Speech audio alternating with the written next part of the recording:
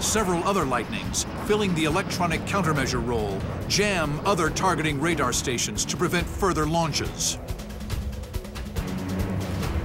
Another thing you can do with an ESA radar, and it's classified, is in essence fry the other guy's electronics.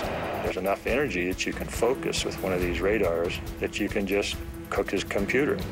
Maybe you can knock out some of his radar system. The F-35s have met with spectacular success, clearing a corridor for bombers to travel straight into the target. A pair of B-2 Spirits, the venerable stealth bomber, now enter the corridor on a final run-in. The F-35s maintain the corridor, but suddenly a new threat appears on their cockpit displays. They know their role must change quickly. The enemy has scrambled two separate formations of MiG-35 fighters. One is headed for the target area. The other moves in from the west.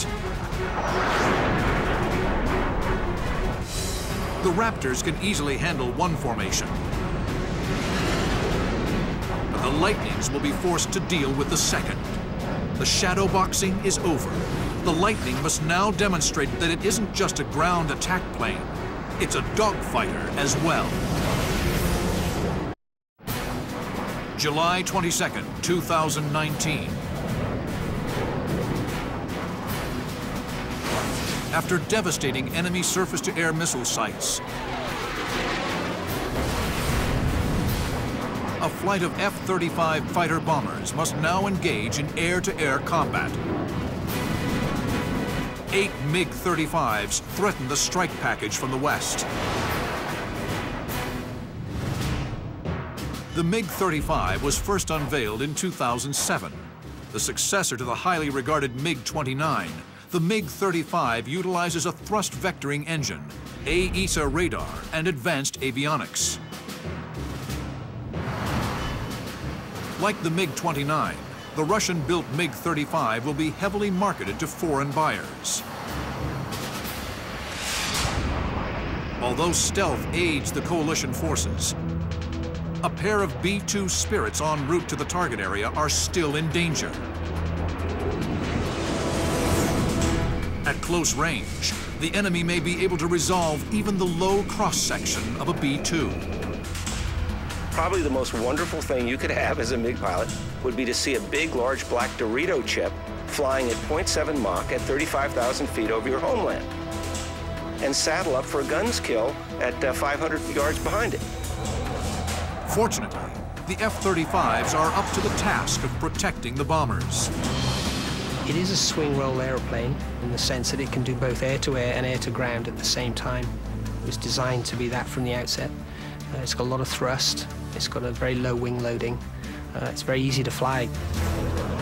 The F-35 pilots move into combat spread, careful not to engage the afterburner with its highly visible thermal trail. They seamlessly share targeting data and coordinate a long-range assault. Like the F-22, they are aided by an integrated avionics system that makes these tasks much easier than in previous generations of fighters. It's a lot like going from an old DOS operating system on an IBM PC in the 80s to a Macintosh, Windows, very intuitive kind of environment now. We have examples where you take brand new second lieutenants out of the Air Force and drop them in the simulator, and they hop in, they see where the targets are, they engage them in 20 or 30 minutes, and they hop out with a grin on their face saying, yo, when can I get myself one of these? On the flight lead's command, missiles are deployed. Again, like the F-22 from internal weapons bays. The AMRAAMs race toward their targets. The MiG-35 use AESA radar to jam the missile's guidance. With hard maneuvering, they fight to break lock.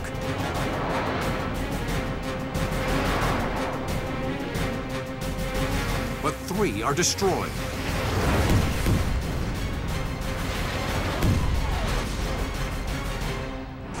The The F-35s monitor the attack from a safe distance. But for one pilot, the situation has changed. A missile has jammed in the bay door. This hypothetical illustrates that even in planes of the future, Murphy's Law is at work. The malfunction disrupts the stealth outline of the Lightning. In moments, his position is betrayed to every radar station in the area. The surviving MiGs move in to intercept. Surface-to-air missile sites track his every move.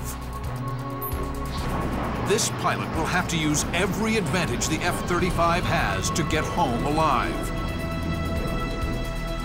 including a remarkable technology that gives him an unprecedented view of the nighttime battlefield.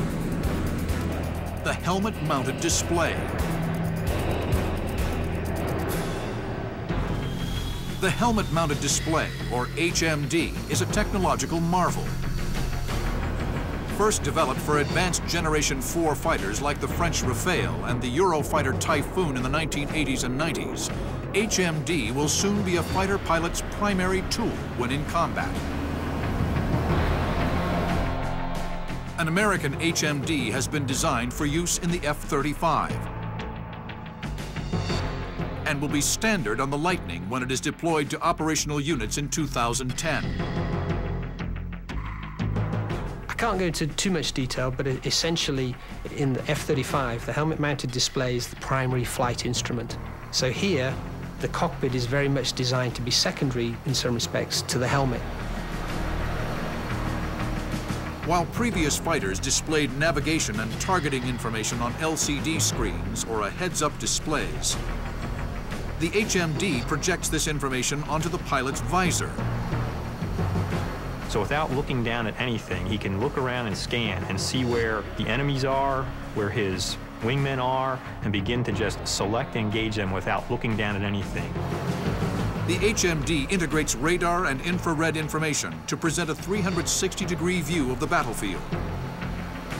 With this, Lightning pilots can track opponents in any direction, even directly beneath the cockpit.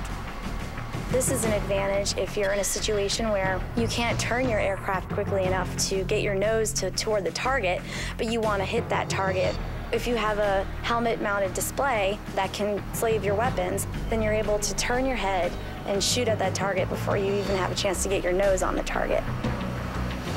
We'll slowly get a picture of what's happening on the air and on the ground as well. We'll pick our way through those defenses in the best way that we can.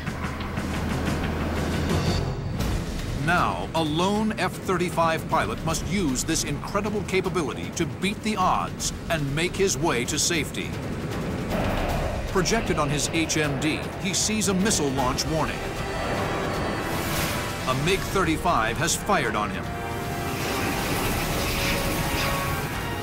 The Lightning pilot first uses AESA radar to jam the missile. Previous generations of fighters needed completely separate jamming equipment. But AESA higher processing power allows it to track multiple targets and jam others all at the same time. The F-35's next move is to orient the top side of his aircraft to the missile. This part of the plane is still stealthy.